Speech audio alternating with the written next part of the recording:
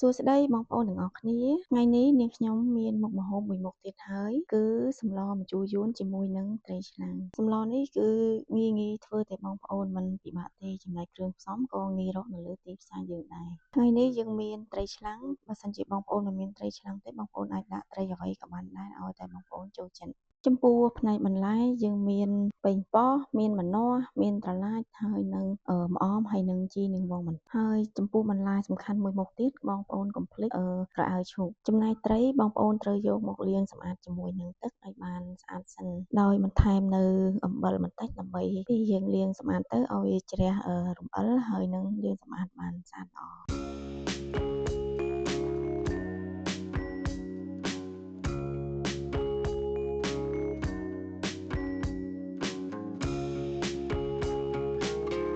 ពេលយើងលាងសម្អាតហើយបងប្អូនស្រង់ដាក់កញ្ច្រែងឲ្យស្រស់ទឹកសិនបន្ទាប់មកគឺយើងយកត្រីឆ្លាំងរបស់យើងនឹងមកកាត់ជាពីរកង់ដើម្បីឲ្យយើងងាយក្នុងការហូបប្រសិនជាបងប្អូនមានត្រីផ្សេងគឺដូចគ្នាបងប្អូនយកវាមកកាត់ជាកង់ទៅតាមទំហំរបស់ត្រីរបស់យើង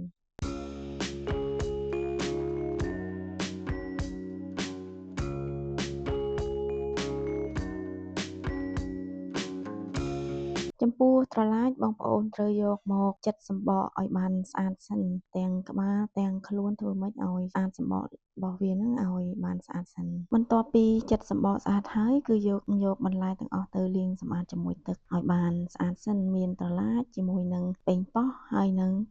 បន្លែក្អៅឈូករបស់យើងធ្វើម៉េចឲ្យបន្លែទាំងអស់នោះឲ្យបានស្អាត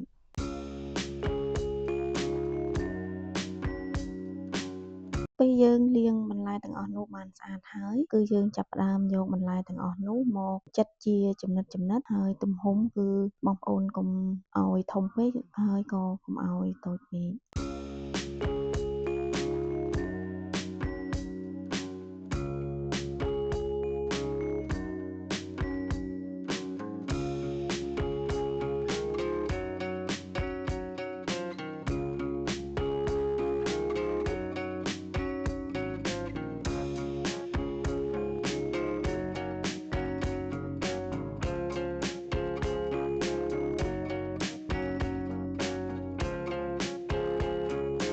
ដោយយើងគិតថាខ្លាចសម្លយើងមិនជូរអញ្ចឹងបងប្អូនត្រូវមានអំពិលបន្តិចហើយនឹងម្អមបន្តិចដើម្បីឲ្យក្លិនសម្លរបស់យើងគឺឈ្ងុយបន្ទាប់មកទៀតគឺយើងដាក់ខ្ទះឲ្យក្តៅបន្ទាប់មកយើងចាក់ខ្លាញ់ចូលដើម្បីធ្វើការបំពងត្រីរបស់យើងបន្តិចហេតុអីបានយើងត្រូវបំពងត្រីបើសិនជាយើងស្លដោយអត់បំពងទេវាអាចធ្វើឲ្យទឹកសម្លរបស់យើងហ្នឹងគឺអត់សូវឆ្ងាញ់ដោយសារតែអាចនឹងមានក្លិនឆ្អាបនៃត្រីរបស់យើងដូច្នេះយើងគួរតែបំពងត្រីបន្តិចដើម្បីឲ្យកាត់នៅក្លិនឆ្អាបត្រី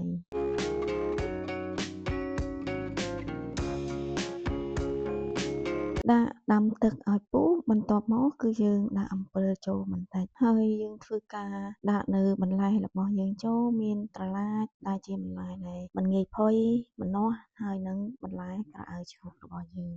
ពេលយើងដាក់បន្លែចូលអស់ហើយបងប្អូនបន្តបើកភ្លើងរំងាស់បន្លែរបស់យើងនឹងគឺឲ្យបានផុយល្អសិនបន្ទាប់ពីបន្លែផុយហើយជាចុងក្រោយគឺយើងបន្ថែមនៅបន្លែប៉េងប៉ោះរបស់យើងចូលទៅតាមក្រោយព្រោះប៉េងប៉ោះគឺយើងអាចដាក់មុនបានទេព្រោះអីប៉េងប៉ោះគឺងាយនឹងឆ្អិនហើយនឹងអាចងាយរលួយជាងពេលយើងដាក់បន្លែចូលសព្វគ្រប់ហើយជាចុងក្រោយយើងគ្រាន់តែបន្ថែមនៅគ្រឿងរបស់យើងមានម្សៅស៊ុបមានទឹកត្រីស្ករអំបិលប៊ីចេងបន្តិចដើម្បីបន្ថែមនៅរសជាតិសម្លរបស់យើងនឹងឲ្យកាន់តែមានជាតិហើយជាចុងក្រោយគឺយើងបន្ថែមនៅ